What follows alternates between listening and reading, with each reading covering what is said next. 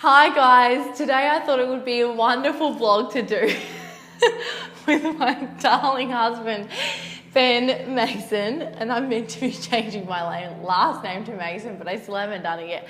But today's video vlog comes because it's actually our 2-year anniversary for working together. So Ben actually proposed to me on the day after he quit his job to start working with us, and probably on that day, it was probably the happiest day of our life. And then the day afterwards is when we started working together. And it was the worst day of our life. I was like, I'm so happy, the love of my life. He proposed to me and then we started working together and I was like, what did we say yes to? Did you have a mutual feeling? I'm having that feeling right now. So I forced Ben to do a video vlog. I think a lot of the girls who come in here probably wonder how we do it. So let's give them some tips on how to work together with your partner. Alrighty. So probably my number one tip is never give up. When times get tough and you want to kill each other in divorce, it would be just to see the vision of working together and having a baby together and having time together and having a bit of flexibility. So for me, it was never give up, even though I wanted to multiple times. What would you say for some tips to work together? Oh, tips?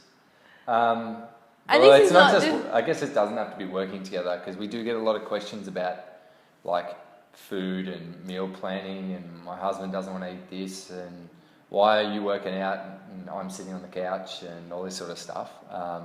But I guess like even before we started working together, we went probably through a lot of this. So maybe Belinda can talk about, you can talk about some of the stuff that you implemented and then kind of how I came about doing it as well. So I'm quite, I know what I want when I want type of person at times. So Ben has had to kind of change without really wanting to at times. I used to blame Ben, and I think, probably in general, used to blame Ben for the reason why I didn't eat healthy. And I think a lot of other women do the same thing. And we hear that all the time, don't we? Yeah. Oh, my husband doesn't eat well, or my husband doesn't do this, my husband doesn't do that, or my partner doesn't eat well, so I eat shit. And then I used to do that. I used to be like, oh, I can't not eat bread. Ben eats bread, so, and then I thought, if I want results, I've got to actually take initiative and just do it. And if Ben doesn't want to eat well with me, then that's fine. And we got to a point sometimes where I went gluten-free and you were like, why are you going gluten-free? And you didn't quite get it, did you?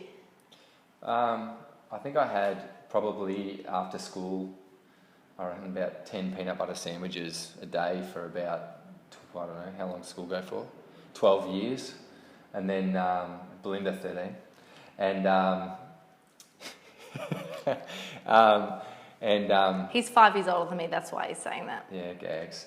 Yeah, pretty much I would have had that. It's something I did forever, so I sort of didn't get it. But I guess the big thing is that like Belinda just bought the stuff and I started to eat it. And a way that I got him to actually want to go gluten-free, sorry to interrupt, but the way that we listened to a podcast on what gluten does to your body and how it could be manifesting and how it could be affecting you. So a way that it used to affect me when I was eating gluten, I used to get arthritic pains around my hands. I actually thought I had arthritis in my hands. And my feet, I used to have really bad sore feet. So I used to get really tight everywhere. And that was a symptom of gluten intolerance. And Ben used to get really bad migraines and asthma. And in the podcast, it was talking about how these people went off gluten and their migraines went away, their asthma went away, and it kind of gave you more of a insight to why you actually wanted to go gluten-free. Yeah, and that's funny because that's like the female mind talking right now, because like I do like learning things and I do like learning about different things around health, and that was really interesting for me. But the thing was, I still like peanut butter sandwiches. So I was like, I still want to eat them. And it's the same with what people do it all the time. They don't feel very well after they have a huge night on the booze, but they go do it the next time. They enjoy themselves, but it's that feeling after. But the difference is that Belinda just implemented it into her life, and she made the decision it was going to be part of her life. So I had the decision of whether go along with it or I had to go buy my own stuff. And you know what? It was easier just to go with it. And you know what? I'm glad I did it, because funny enough, like, you know, we talked about migraines. I never get migraines anymore. And I used to get them all the time. And the other one too is like asthma. And like, I wasn't a massive asthmatic, but when I was like, after I trained and stuff, like when I was about to go to bed and stuff, I would get a little bit wheezy, but it doesn't happen anymore.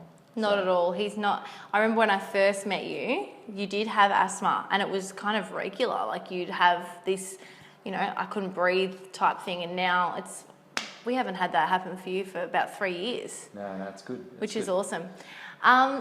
So what other tips would you say for somebody that's to be supportive? So how would because us women, we try and force our partner to change. But my partner doesn't want to train, and my partner doesn't want to eat well, and my partner doesn't want to do this. For both of us, I've tried that, and I've tried to make Ben do things that he doesn't want, but there's always resistance. So for me to get what I want, but also for you to get what you want, for me to have got you to eat healthy, I haven't forced you to eat healthy, and I think so how do women get their men to go along with the journey but without them pushing it on them? I think that it's just funny, because I used to do this at work, because after I started, eating a lot healthier, and I used to drink green smoothies every morning, and I used to get my little sachet, and I used to pour it in and shake it up, and I used to drink it at work. And I remember once when I was at work, I must have put the smoothie maker into the dishwasher, and one of the old fellas that used to work there thought there was like slime in the dishwasher, and I used to have a laugh, right? But really what it was just my green smoothie. But the big thing is that I started drinking them in front of him, and I used to drink in front of some of the other women that used to work there and other blokes and things like that. And all of a sudden people would actually ask you questions, and I think that's probably how it worked with Belinda and I too, is that she just sort of led by example and did the things that she wanted to do, and soon enough I kind of subconsciously followed. And funny enough, when I did it at work, people started drinking green smoothies, people started drinking having long blacks instead of having lattes that are this big full of milk and all that sort of stuff, so, and it's happened in lots of different things that's in our lives together. Let's talk about work as well, and personal development too, because Ben has always been quite successful in everything he's done, but I was going into a different, I'm so good. But I was going into the personal development field when I was quite young. I was probably about 21, about 22, and Ben was nearly, how many years older than me? So he's 5 years older than me, so I was doing this personal development, and a lot of you guys, what you're doing now, generally, if you're watching this video, is you're wanting to grow yourself, you're wanting to be better, and you find it hard when your partner doesn't want to grow themselves and doesn't want to read the books you read and doesn't want to eat healthy and doesn't want to grow personally. It gets really hard, and for us, I got on that journey a lot quicker than what Ben did. And it took a couple of years for you to even want to do any type of personal development. Everyone teases us now because we go to Tony Robbins, and there's gags about Ben liking Tony Robbins. But what I did is I started doing the personal development for myself, and eventually you saw the growth within me, which made you realize, hey, if I don't do this, I'll either lose me and I was going to lose you. So tell me about what made you actually want to do the personal development and how important it has been in our lives. Well, it's funny because Belinda got these tickets to Tony Robbins, and we're not going to talk about Tony Robbins all this time because it's just one thing that we've done, of many things that we've done. But this was the first thing. It was probably the first thing for you as well. But I was so my background, I worked in construction. I was a project manager. I was working on a pretty big job. was pretty stressful. But I loved it too. Like it was awesome because you got to see build some amazing things and work with some amazing people and some really, really smart people in all different fields, you know, health fields and construction and, you know, estimating and, you know, structural engineering, all these really cool people. But it still didn't reduce the stress, and I realised I needed to do something. And I actually, funny enough, I thought, you know what, it's a free trip to Sydney. I've got a ticket, I'm gonna go, you know, whatever, just have a listen. And, you know, worst come to worst, I'd actually booked, funny enough, because he wasn't that AFL committed. Finals. It was AFL finals, and I wasn't even that 100% committed to this. But I actually booked a flight there and back between Sydney to go watch Essendon play in between this whole thing. And And he left me by myself in Sydney. Yeah. This is how, like... And the silly bit was Essendon lost. But anyway, but anyway, we went off to this thing and it was great. And I learned a lot. But the funny bit was, before we left, I said to Belinda, I need a holiday bad. And I think that's part of the reason I went to Sydney, because I just wanted to get away.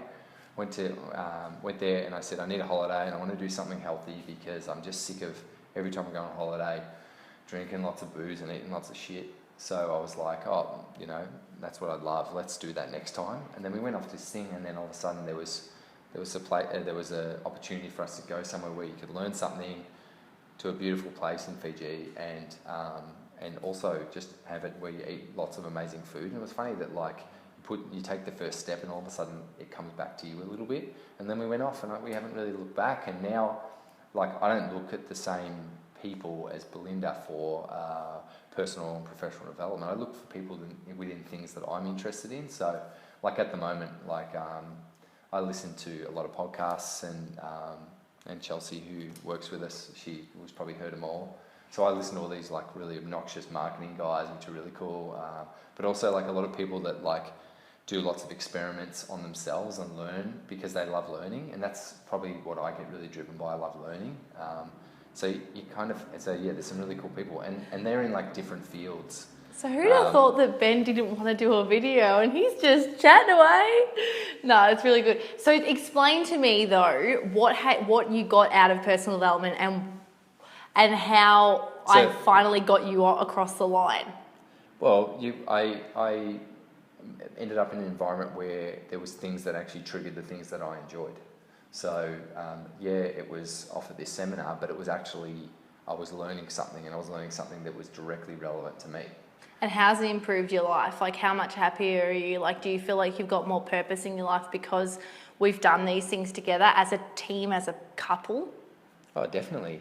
We do everything. We do a lot together. Sometimes we want to kill each other. Which is pretty annoying most of the time. But, but we do a lot together, and I wouldn't have it any other way. Like, we've just had a baby, and like I can work from home and, you know, sing and dance for 5 minutes, then go back to work every single day if I want to. It's fantastic. So, and I get to eat healthy food every single time because I know it's going to be there. So it's a great thing. So I just want you to give a woman advice to how they can go about growing themselves but getting their partner on board.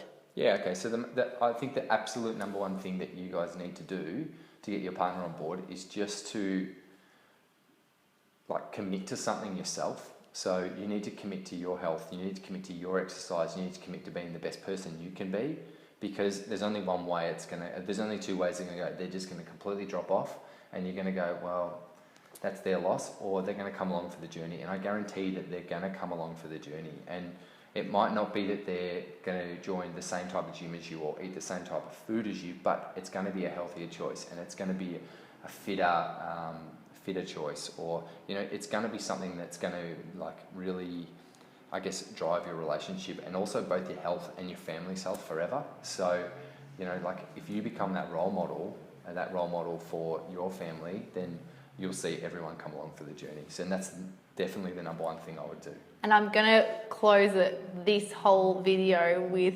something that actually I just thought about when you were talking was Ben and I had an opportunity. I got a free ticket to this thing called Millionaire Mindset Seminar, and we were there. Ben was good. It was a 4-day thing, and he was there for 3 days, and at the last day he was like, I hate this. And I loved it because it was good. It was talking about trying to get your mindset right to be successful, pretty much. And at the time, I don't think you were quite ready, but just for the whole transformation, it probably wasn't until 2 years after that where you actually got into the personal development. But I remember at the last thing, so Ben had left me by myself at this seminar for that last day, and it was so powerful. The thing that he said was, he said, you can, so for you to help somebody, like he was doing an analogy, he was with his children and he was on a hike with his children, and he needed to get on top of this rock, and he needed his family to get on top of the rock.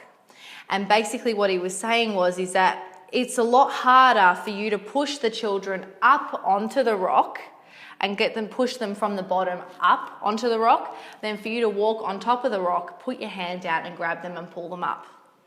So in a way is that you can't try and push people from below when you're not there. It's a lot easier for you to grab their hand and then pull them up when you feel like you're on top of that mountain or whatever that is for you. And I feel that that was something that I took on board when I learned all this stuff, when you weren't 100% into it. And I feel like for us now, and for me to help others, was because I'm like on top now. I'm not trying to tell people to eat healthy when I'm eating shit. You know, and I think that's how it worked out for us. Yeah, the biggest thing is Belinda doesn't preach it to me anymore. She just does it. So, you know, nagging doesn't work. You know, preaching doesn't work. Just doing works. So, you know, stop having a crack at everyone. Just be the best person you can be. Eat the healthy food you can do. You know, work out, do whatever you possibly can, and just watch and see what happens. And I think that's the most important thing. Yes, so thank you so much. You did well. Thanks. We'll see you next time. Bye.